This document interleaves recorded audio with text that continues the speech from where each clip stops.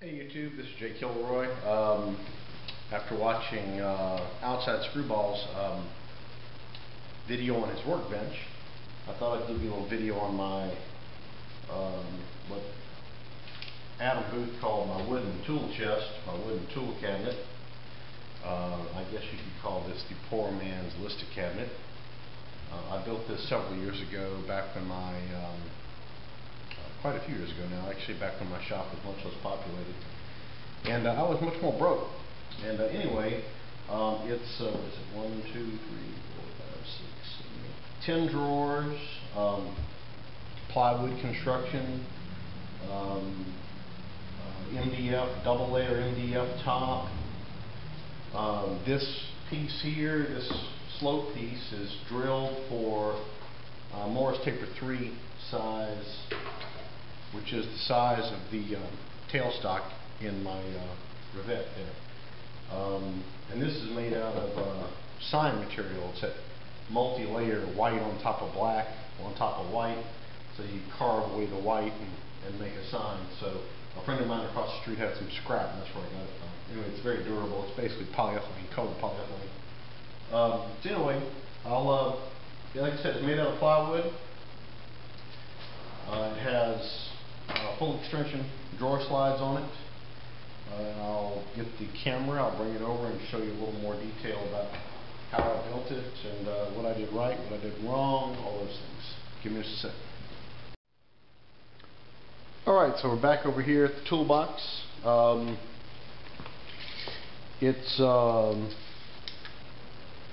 drawers are 24 inches wide. It's 24.5 inches wide on the top. 23.5 inches deep. It has the drawers are made from Baltic birch plywood. Let me aim down some here. The drawers are made from Baltic birch plywood. They're dovetailed, and then I've made these inserts, little insert trays here, right?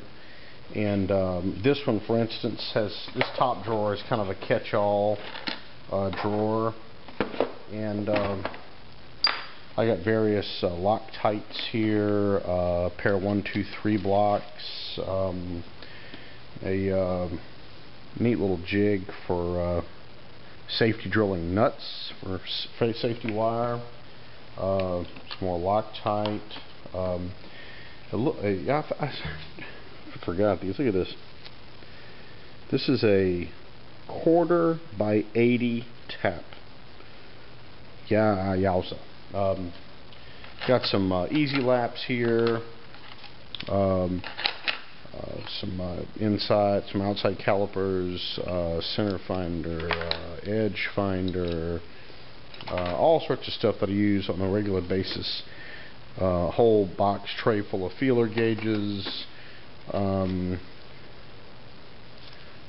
gear pitch, I believe that's gear pitch gauge, thread pitch gauges, you name it. See some, just all sorts of junk. This is kind of, like I said, it's a catch-all. Couple of insert drill spades. What size is that? 1 7/16. Some other stuff. But anyway, the drawers are, like I said, I might get the camera off of here. Show you a little more close up. The drawers are dovetailed plywood. I mean, I got full extension slides here. Got a bunch of these boxes, these little plywood boxes.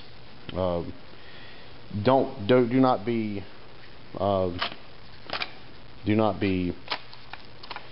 fooled into thinking that this type of setup can hold what a Lista or a Kennedy or that type of box can hold. It cannot.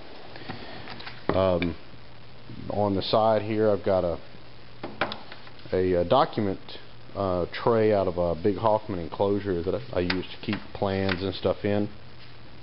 This piece up here just sits here. It's only really held on by a couple of screw straps in the back, and up top here, I got the stuff that I normally use in the revet here. So I got a couple of drill chucks, long nose center, a regular live center, dead center up here, bull nose center here, various Morris taper drills, D13 chuck wrench, couple of some screw chuck keys. This is something I don't use on the revet, but I use on the mill. So it's a millstone for taking the dings and stuff out of a table. Some tool holders for the revet that I use a lot. El Cheapo, Chinese calipers, this kind of stuff. Good files, cheap digital calipers, quality files. A man has to have his priorities. Chuck key. These are real important here. This is a 5/32 and a 3/16 hex, key which fits all of the tool post in a BXA size. So, and I got a bunch of other stuff in here. You know, punches, measuring tools, turning tools, countersinks, counterbores, knurls. This drawer is mostly taps, small taps. This drawer here is mostly end mills of some sort, smaller end mills. Let's see, reamers. This is the reamer drawer. Let's see, bigger end mills, bigger cutting tools, boring bars, annular cutters, dovetail cutters, 5/8 square broach, you know, that kind of thing. Real big boring bar, my valve cut trepanning setup, some lathe dogs, you name it, it's all in here, right? And that's pretty much it. Anyway, I built this when I didn't have the money to buy something like that, and but it's real handy. That's my chuck board for the lathe, for laying across the lathe there, or the ways to change a chuck. Put my camera back in here.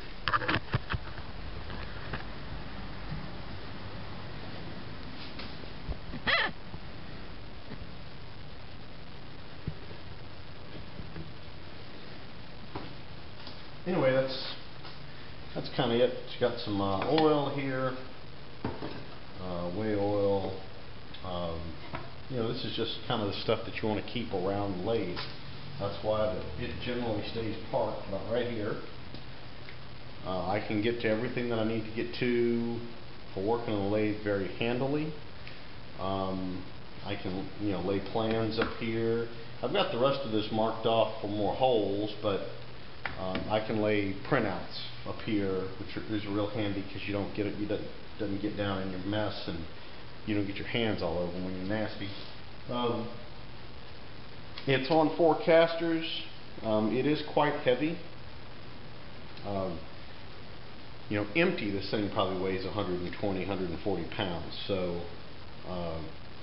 it is not light, and it certainly isn't made any lighter by all the stuff that's in here. I had a matching one with it that I did. It was wider and had bigger drawers, and I gave it away. I gave it once I got these big Listas here. And, anyway, this is the poor man's Lista. I got this hardware. This is just, you know, regular kind of commercial cabinet hardware. Just for those wanting to know, this is Cypress on the front, and just got a commercial sprayed style polyurethane, or varnish, 2-part varnish finish. So there you go. It has been beat up. I intended originally, this is quarter sawn white oak. I intended originally to stain this and put something nice on this top. I've never got around to it, but I would like to cut like a 1/8" steel, 10 or 11 gauge steel top to go up here and remount this. This just isn't really held down by anything other than gravity. But that's that.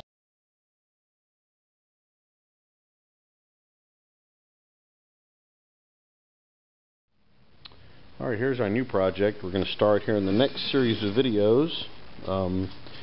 This is a winch mount. This is a 2-speed hand winch mount that I just got back from the galvanizers. Use Aztec Galvanizing in Richland, Mississippi. Excellent service, excellent price, excellent results. And got to make some shafts to mount this pulley right up in here. So we're going to be doing a little turning work and doing some parting off with always gets people excited, but also cutting some snap ring grooves, and we're making them out of this is a piece of 17.4 pH precipitation hardened stainless steel. So that's what we're making them out of. So anyway, this is the next project coming at you, and be back at you soon. Stay safe in the shop.